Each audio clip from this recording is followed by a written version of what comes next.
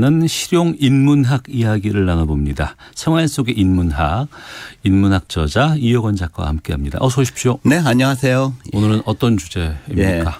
그 최근에 야구의 올림픽이라고 할 수 있는 월드 베이스볼 클래식에서 네. 우리나라는 예선 탈락했죠. 네. 반면에 일본은 우승컵을 들어올렸습니다. 그렇습니다. 그죠? 예. 그걸 보고 뭐 배 아파하시거나 애석하게 생각하시는 분 많을 것 같아서 오늘은 경쟁이라는 주제로 이야기할까 합니다. 네. 경쟁이란 어떤 목적에 대해서 이기거나 앞서려고 서로 겨루는 상태를 말하죠. 네. 그러니까 우리가 경쟁해야 될 상황에 처하면 일단 피곤함이 앞설 때가 많습니다. 이제 경쟁 상황에 돌입하면 어쨌거나 상대를 이기려고 노력해야 되기 때문이죠. 예. 근데 굳이 이기려고 하지 않고 그냥 네. 우리 같이 얼렁더얼렁 잘 살면 좋을 것 그렇죠. 같은데 왜 이렇게 굳이 경쟁을 해야 되는 사회가 된 거예요? 그러게요. 그죠. 협력하면 더 좋잖아요. 그죠. 네. 예. 근데 이제 역사적으로 경쟁이 생겨난 이유를 살펴보면 가장 근본적인 원인은 생존의 문제가 걸려 있기 때문입니다. 이겨야 살 수 있다. 예, 맞습니다. 그러니까 생명의 기원을 추적한 저서인 찰스 다윈의 종의 기원에는 경쟁이 발생하는 원리를 다음과 같이 설명하고 있습니다. 한번 들어보십시오. 아마 모든 종에서 생존할 수 있는 것보다 훨씬 많은 개체가 태어나고 따라서 빈번하게 생존 경쟁이 일어나기 때문에 어떤 점에서 조금이라도 유리하게 변이하는 생물은 복잡하고 때로는 변화하는 생활 조건 속에서 생존 기회가 더 많을 것이고 그리하여 자연적으로 선택된다. 그러니까 다윈에 따르면 이 지구상에는 적정 숫자보다 훨씬 많은 개체가 태어납니다. 네. 따라서 한정된 생활 조건에서 살아남기 위해서는 빈번하게 생존 경쟁이 벌어지고 그 과정에서 살아남는 개체와 도태되는 개체가 생겨나게 되는 거죠. 다윈은 이렇게 생존 경쟁에서 살아남은 상태를 자연 선택 이렇게 불렀습니다. 그러니까 어울렁도울렁 사는 게 좋지만 그게 좋은 게 아니고 네. 살기 위해선 경쟁해야 될 수밖에 없는 그런 환경이라는 거 아니에요? 그렇죠. 불가피한 면이 있다는 거죠. 어쨌든 최소한 다윈의 관점으로는 그렇습니다. 하지만 오늘날 우리는 생존을 위해서만 경쟁을 하는 건 아니죠. 그러네요. 예컨대 더 좋은 대학 가기 위해서 경쟁을 하고 예. 더 좋은 직장에 취직하기 위해서 경쟁하고 또 직장에 들어가도 더 높은 곳에 승진하기 위해 경쟁을 하죠. 네. 또 기업끼리도 더 많은 매출, 더 많은 이익을 얻기 위해 끊임없이 경쟁을 펼칩니다. 그러니까 이런 경쟁은 다윈이 말한 생존을 위한 자연 선택과는 차원이 다르다고 볼 수 있습니다. 하지만 그렇다고 경쟁이 전혀 없는 상태가 반드시 좋은 것만도 아닙니다. 가령 어떤 기업이 경쟁 상대가 아무도 없는 상태, 즉 독점적 지위에 올랐다고 칩시다. 그럼 이 상황은 바람직한 상태일까요? 아니요. 독점이나 독과점 이거는 막아야 돼요. 그렇죠. 네. 맞습니다. 비즈니스 세계에서 경쟁자가 없으면 기업은 자기 이익을 극대화하려고 상품 가격을 올려서 소비자에게 불이익을 줄 수도 있죠. 또 그 상태가 기업 입장에서도 반드시 좋은 것만은 아닙니다. 경쟁자가 없으면 아무래도 기술 개발이나 품질 향상 이런 거에 등한시하게 되어서 발전이나 성장을 멈출 수도 있거든요. 네. 그래서 어느 정도의 경쟁은 있는 게 좋지 않나 싶긴 합니다. 독일 철학자 니체도 경쟁은 반드시 필요하다면서 이렇게 주장했습니다. 한번 들어보십시오. 너희는 너희에게 걸맞는 적을 찾아내어 일전을 벌여야 한다. 네. 싸움의 포기는 위대한 삶의 포기다. 그러니까 경쟁이 있어야 그 과정에서 자기를 발전시켜서 위대함을 향해 나아갈 수 있다는 뜻입니다. 그러니까 공산주의 체제가 그 자본주의에게 패배한 배경에도 경쟁이 없었던 탓이 크다고 볼 수 있죠. 네. 이처럼 경쟁은 각 주체를 긴장시키고 자극해서 더 높은 수준으로 발전할 수 있게 만드는 역할을 하고 있습니다. 하지만 경쟁이 너무 격해지면 부정적 방향으로 흐를 수도 있는데요. 우리가 경쟁과 비슷한 개념으로 전쟁이라는 게 있죠. 경쟁과 전쟁. 예. 네. 둘 다 뭐 상대와 다툰다는 면에서는 유사하지만 엄연히 다른 상태입니다. 그러니까 전쟁은 교전 상대방과 무력을 사용해서 싸우는 상태죠. 때문에 전쟁의 결과에 따라서는 생사가 좌우될 수도 있습니다. 그러니까 전쟁에서는 승리를 위해서라면 수단과 방법을 가리지 않는 경우도 많거든요. 근데 전쟁과 달리 경쟁은 무력을 사용하는 건 예. 아니어야 되잖아요. 그렇죠. 맞습니다. 네. 그러니까 그렇다 보니까 이제 경쟁의 성패의 결과에 따라서 목숨까지 좌우되는 경우는 거의 없습니다. 게다가 경쟁은 동일한 목적을 가진 사람들끼리의 대결이에요. 그러니까 목적이 다르면 경쟁 자체가 생겨나지 않습니다. 네. 가령 학교에서 상위권에 속하는 학생끼리는 전교 1등을 놓고 경쟁을 벌이죠. 네. 하지만 야구 선수가 되기 위해서 노력하는 친구와는 아예 경쟁이 안 벌어지잖아요. 그죠?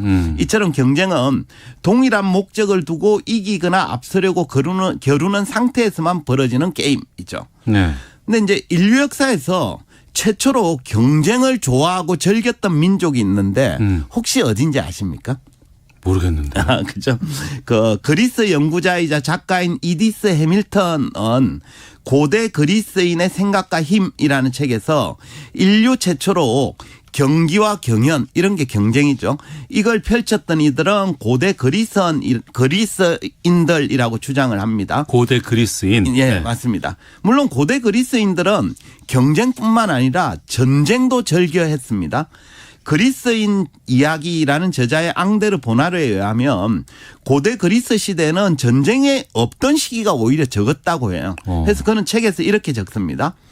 그리스 역사에서 30년 이상 된 전쟁은 있었을지언정 30년 이상 지속된 평화는 없었다. 그야말로 호전적이네요. 그렇죠. 그죠? 네. 그러니까 당시에는 도시 국가들 사이에 끊임없이 전쟁이 벌어졌습니다. 하지만 그들이 전쟁만 벌인 건 아닙니다. 중간중간에 전쟁을 멈추고 경쟁을 하던 시기도 있었는데요. 그러니까 전쟁의 와중에도 올림픽 경기가 열리면요. 모두들 무기를 내려놓고 이제 경쟁 모드로 돌입하게 됩니다. 아이고. 그래서 그들은 뭐 달리기나 원반 던지기, 창 던지기, 멀리뛰기, 레슬링, 복싱 등 다양한 종목의 경쟁을 마치 축제처럼 즐겼거든요. 그러니까 당연히 이제 전쟁을 하다가 이 시기가 되면 운동선수건 아니면 구경꾼이든 간에 자유롭게 남의 나라를 넘나들었습니다. 말하자면 그리스인들은 전쟁과 경쟁을 엄격히 구분하며 살았죠. 예. 근데 전쟁 중이라고 해도 뭐 스포츠 올림픽이 있으면은 축제를 즐기고 같이 경쟁했다. 이게 좀 상상이 잘 안 그죠? 가는데요. 요즘 우리로는 안 그저 상상이 잘 안 되죠. 그죠?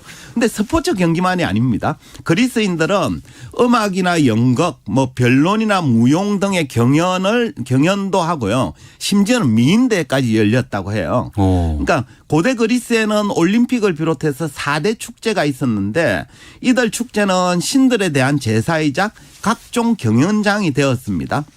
대략 이맘때쯤일 것 같은데요. 아테네에서는 매년 초목과 꽃이 피는 3월 말이면 디오니시아라는 축제가 열렸는데 여기에서는 이제 마지막을 연극 경연대회가 장식을 했습니다. 네. 그래서 우리가 잘 알고 있는 아이스킬로스나 소포클레스, 에우리피데스와 같은 고대 그리스 비극 시인들의 작품도 모두 이 축제에서 발표되고 초연되었죠. 말하자면 축제 기간에 벌어졌던 경쟁이 그리스인들의 탁월한 정신과 찬란한 문화에 지대한 영향을 미쳤다. 이렇게 볼 수 있습니다. 아니 이런 축제 같은 걸 즐길 줄 아는 사람들은 왜 전쟁까지 계속 해가면서 또 이런 일을 또 벌였을까 싶은데. 그죠. 그러니까 전쟁을 할 일도 있고 경쟁을 할 일도 있는 거죠. 근데 이제 왜 이렇게 전쟁 중에 축제를 열어서 경쟁을 즐겼나 하면 당시 그리스인들은 아레테라는 걸 굉장히 중요하게 생각했습니다.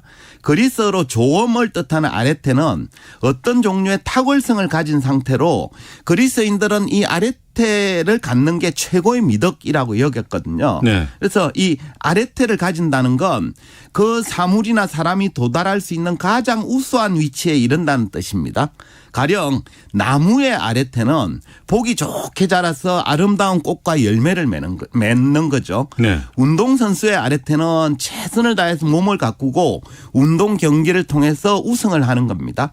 학자의 아레테는 끊임없이 공부하고 연구해서 최고의 진리에 도달하는 상태라고 할 수 있죠. 이처럼 그리스인들은 아레테를 갖추기 위해서 자기의 잠재된 가능성을 개발하고 이걸 통해 최상의 탁월성에 도달하기에 노력을 했습니다. 그래서 축제 기간에 벌인 각종 경쟁이나 경연 등은 그러한 아레테를 확인하기 위한 시험대인 셈이죠. 예. 그 시험대를 통해서 이 찬란한 그리스 문명이 탄생된 거예요. 그러면? 네, 그렇다고 볼 수 있습니다. 그러니까 결국 경쟁이란 다윈이 말한 것처럼 자연 선택을 위해서 치열하게 싸우는 상태도 아니고 생사를 놓고 전투를 벌이는 전쟁도 아닙니다.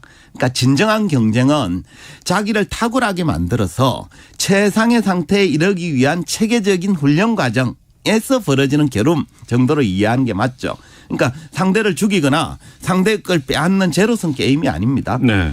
하지만 오늘날 우리는 수많은 경쟁을 하고 있지만 그 과정에서 각자가 탁월해지고 있는지에 대해서 좀 의문이 들 때가 있더라고요. 예. 왜 그럴까를 생각해 보면 가장 큰 이유는 경쟁을 해야 될 상황과 협력을 해야 될 상황을 구분하지 못하기 때문은 아닐까 싶은데요. 예컨대 한번 물어볼게요. 학생이 공부하고 있는 상황은 친구랑 경쟁을 해야 될까요? 협력을 해야 될까요? 협력을 해야 되는 게 맞을 것 같은데 현실은 아니잖아요. 그렇죠. 맞습니다. 네. 공부는 협력을 해야 됩니다. 그러니까 서로 모르는 게 있으면 서로 알려주고 또 각자의 지식을 조합해서 더 큰 깨달음으로 나아가야 되죠. 네. 그래야만 탁월성이 커질 수 있잖아요. 그죠?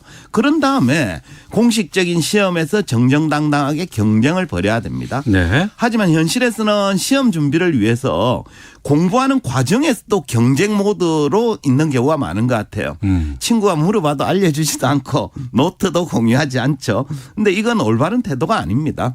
근데 한번 생각해 보시죠. 올림픽에 나가는 선수들도 막상 시합에서는 금메달을 놓고 경쟁을 하죠. 네. 하지만 훈련 과정에서는 서로 협력을 하거든요. 그래야죠. 그래야만 네. 그죠? 탁월해져서 본 경기인 올림픽에서 좋은 성적을 낼 수 있잖아요. 결국 모든 상황을 경쟁 일변도로 유지하는 건 좋지 않은 것 같아요. 네. 준비하고 연습하는 과정에서는 서로 협력을 해서 탁월성을 기르고 본 게임에서 이제 정정당당하게 경쟁에 임하는 것, 이게 좀 바람직한 태도가 아닌가 싶습니다. 그래서 평소 우리는 협력과 경쟁 중에 어디에 좀 비중을 많이 두고 살아가고 계신지 이런 걸 좀 점검할 필요가 있지 않나 싶네요. 알겠습니다. 생활 속의 인문학 이호건 작가와 함께했습니다. 고맙습니다. 네, 감사합니다. 예.